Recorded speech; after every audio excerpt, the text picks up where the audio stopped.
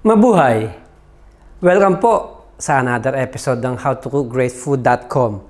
Ngayon, magluluto naman tayo ng Pinoy dish, ang ginisang munggo. Ito po ang ating mga sangkap. Yung aking pong munggo, binabad ko lang sa tubig overnight para po mabilis na po siyang maluto, lumambot siya kaagad. Dahil once na hindi niyo siya binabad sa tubig at lulutuin niyo kaagad siya or papakuluan, medyo matatagalan po. Kaya mas maganda, babad niyo siya sa tubig. Dahon ng ampalaya, binabad ko rin siya sa tubig para mahugasan. Ang gamit ko po dito ay chicken breast, kamatis, patis, gagamit po ako ng liquid seasoning which is optional, asin at paminta, sili, bawang, luya, sibuyas.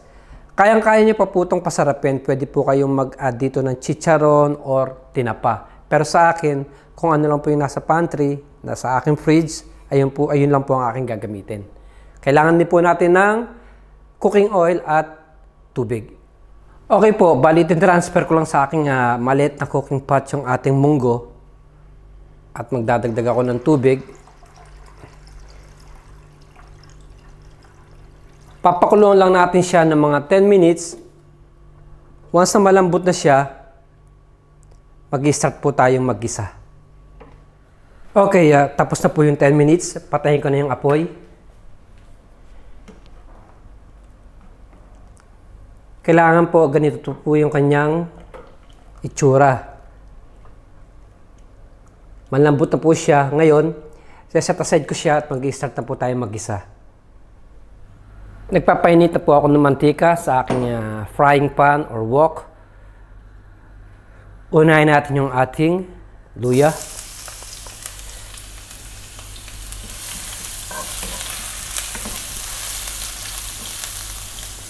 At isunod natin yung ating bawang. Hintayin lang natin siyang pumula bago tayo maglagay ng sibuyas. Okay na siya. Lagyan na natin yung ating onion. At isasabay ko na rin yung ating kamatis.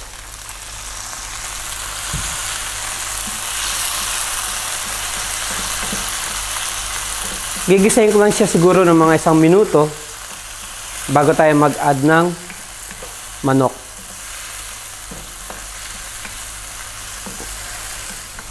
Ngayon naman po, pwede na tayong maglagay ng chicken breast. Siyempre po, pwede rin kayong gumamit ng may buto. Gigisahin ko lang siya ng mga 2 minutes.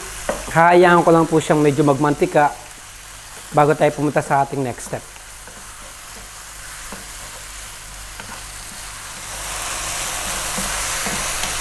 Ngayon naman, maglalagay na tayo ng liquid seasoning. Which is kagaya sinabi ko kanina, optional lang po yun.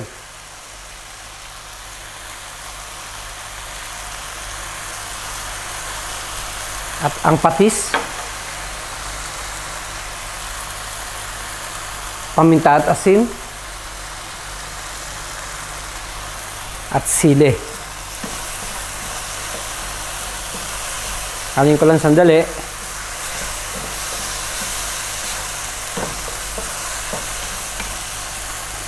Ngayon naman, itatabi ko siya. At ibabalik natin yung cooking pot kanina na pinagpakuluan or pinaglutuan ng munggo. Ta-transfer lang natin siya.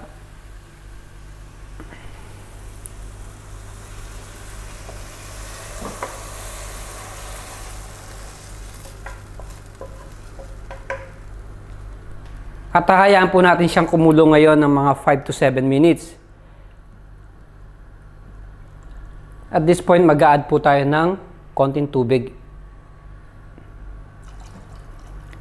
At once na maluto na po yung ating chicken, ang panghuli ilalagay na po natin yung ating ampalaya leaves.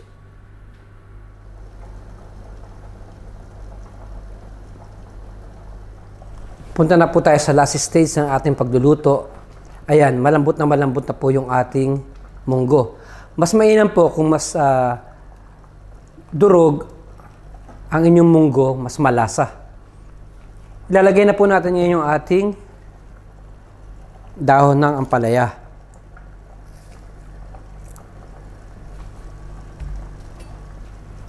Lulutuin ko siya uli ng mga 3 minutes, tapos po pwede na po siyang i-serve.